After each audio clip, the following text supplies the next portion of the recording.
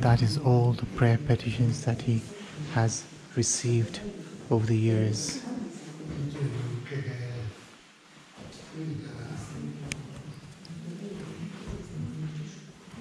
And he replied to all of them.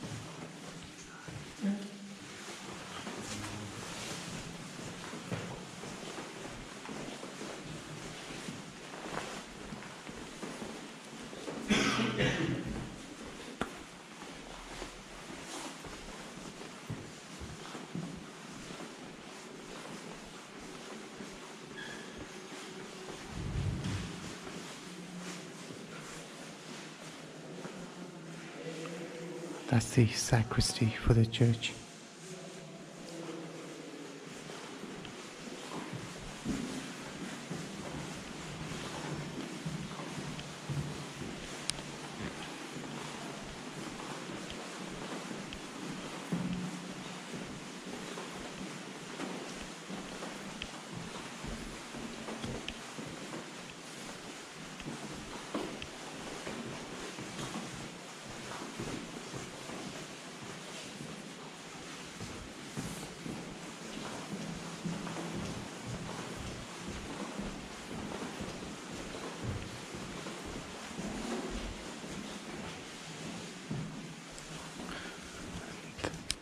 Now, this is the old church, and in front of me is the church, the old church, and that is St. Thomas, St. Francis altar, and St. Padre Pio used to celebrate masses out here after getting vested. And on the left hand side is a confessional booth where he used to hear confessions. And on the 23rd of September, after he had celebrated Mass out here, he came to the choir loft, which is here, and was seated out here, and he was praying. And I presume that was the habit that he was wearing then.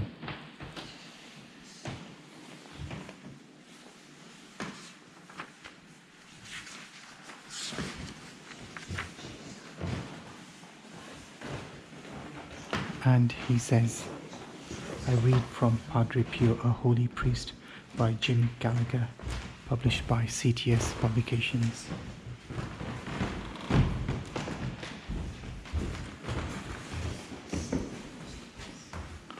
On the morning of the 20th of September in the choir, after I had celebrated Mass, I yielded to a drowsiness similar to a sweet sleep. All the internal and external senses and even the very faculties of my soul were immersed in an indescribable stillness. Absolute silence surrounded and invaded me. I was suddenly filled with great peace and abandonment, which effaced everything else and caused a lull in the turmoil. All this happened in a flash. While this was taking place, I saw before me a mysterious person similar to the one I had seen on the evening of 5th August. The only difference was that his hands and feet and side were dripping blood. This sight terrified me, and what I felt at that moment is indescribable. I thought I should die, and really should have died if the Lord had not intervened and strengthened my heart, which was about to burst out of my chest. The vision disappeared, and I became aware that my hands, feet, and side were dripping blood. Letters, Volume 1, 22nd October, 1918.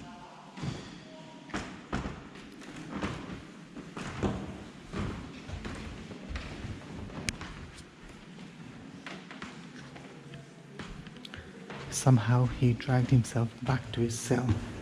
He bound up his wounds as best he could, and for the next day or two tried his best to keep his hands hidden beneath the long sleeves of his habit.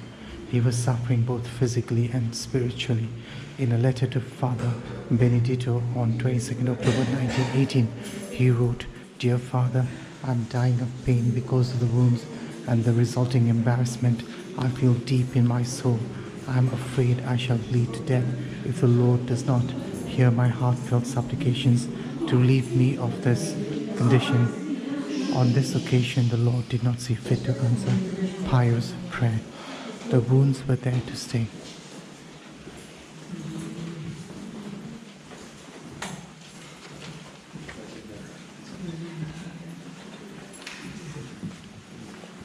And Padre Pio would bleed from them every day and night for the next 50 years. He would be the only priest in the history of the church. He would be the only priest in the history of the church to be recognized as bearing the stigmata of the wounds of Christ. His own patron, the patron of Italy and founder of his religious family, Saint Francis of Assisi, bore the stigmata. Francis was not a priest but a deacon, and the stigmata were given to him only in the last 2 years of his life, thought to be a gift for him personally. With Padre Pio, it seems they were to be a public sign, a gift not only for him but for the good of the whole church and the world, a charism. Despite Pio's initial attempt and his embarrassment and confusion to keep the wounds hidden, Father Guardian of the Friary soon recognized something was amiss. On the second or the third day after the 20th September, he came to Padre Pio's cell to confront him. Poor Pio burst into tears and admitted everything to his superior as he told him all that had happened.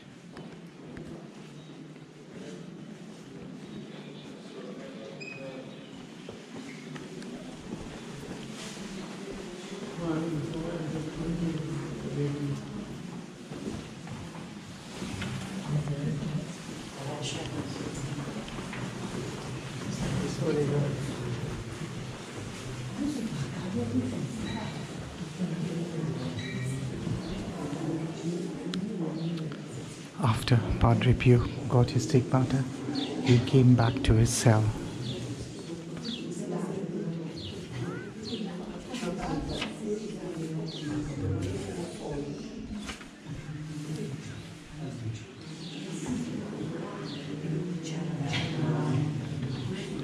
After he got the stigmata, he came back to his cell. Padre Pio was under siege. As best as they could, everyone made efforts to keep the news within the confines of the friary and order. Inevitably, though, within a few months, word began to spread, and crowds began to flock to the friary of Our Lady of Grace at San Giovanni, Rotondo. Soon, Padre Pio was under siege, a state he would live in for the rest of his life, as people came from near and far to assist at his holy mass, to confess to him, to touch him, just to catch a glimpse of the Holy Friary.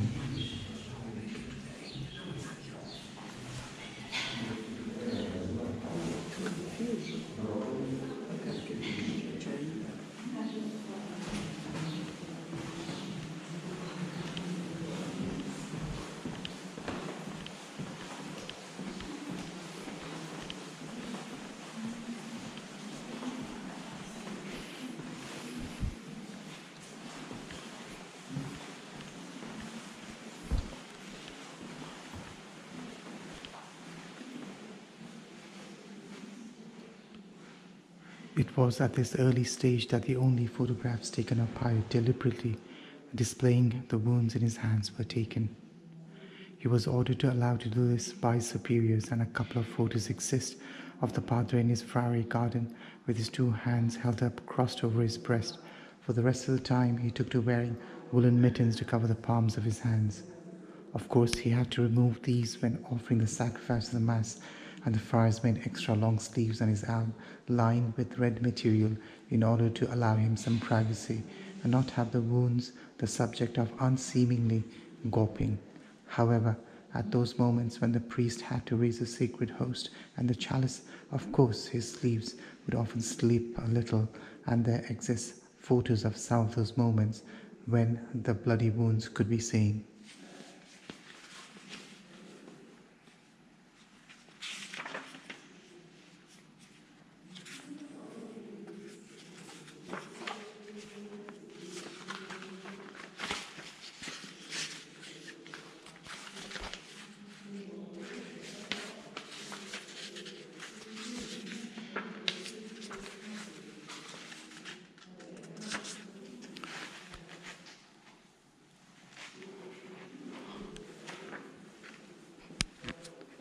Padre Pio continues to exercise his priestly duties. He celebrates Mass, hears confessions, he builds a hospital.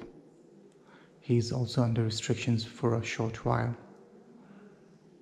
which is lifted, and he continues to do so, hearing confessions, celebrating Mass, and having a kind word for everyone, praying for the holy souls in purgatory, and praying for the world, experiencing the Passion of Christ from Thursday till Saturday, and experiencing attacks from the evil one on a regular basis.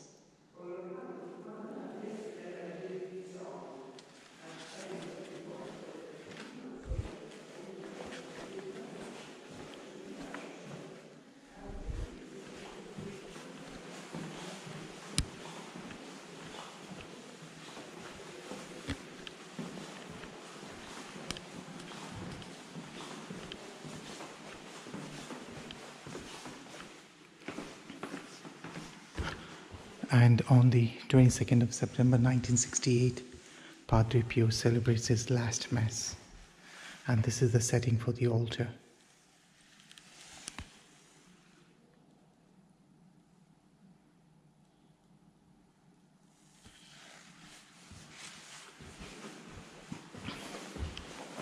He's very poorly and he's taken back to his cell.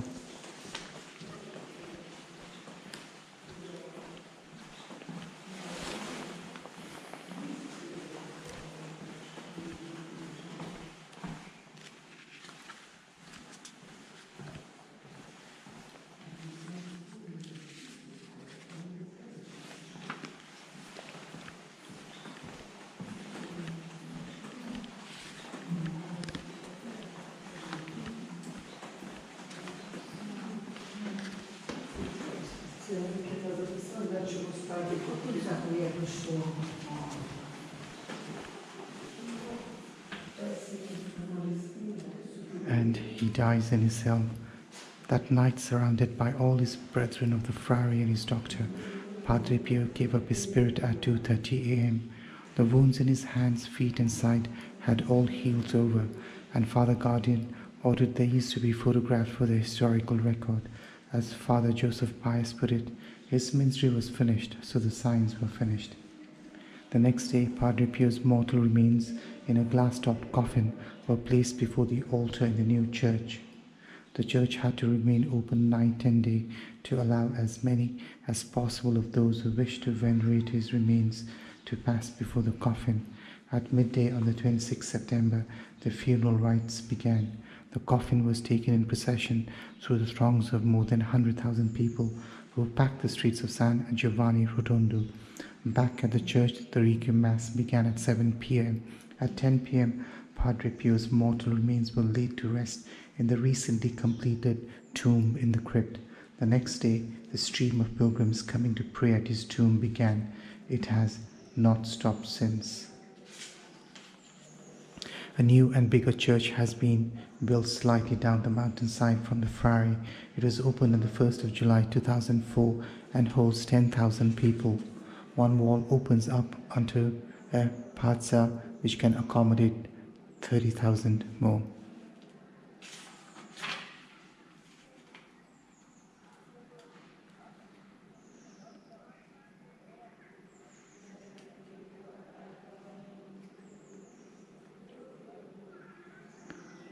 A holy priest. The description of Pope Paul VI of the servant of God is most apt. See what fame Padre Pio had, but why? Because he said Mass humbly, he confessed from morning to evening, and he was a representative stamped with the stigmata of our Lord. He was a man of prayer and suffering. Paul VI, 20th February 1971.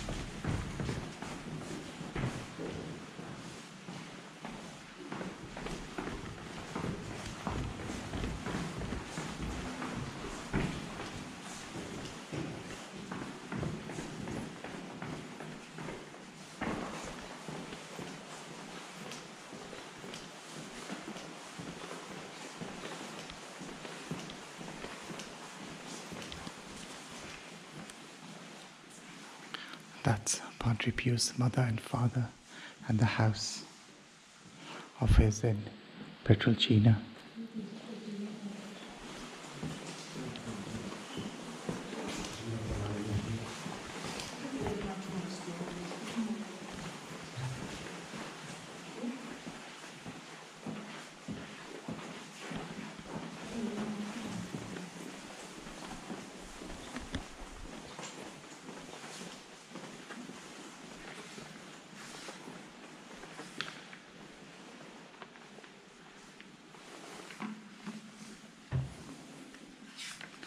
This is where Padre Pio's tomb is. This was where he was brought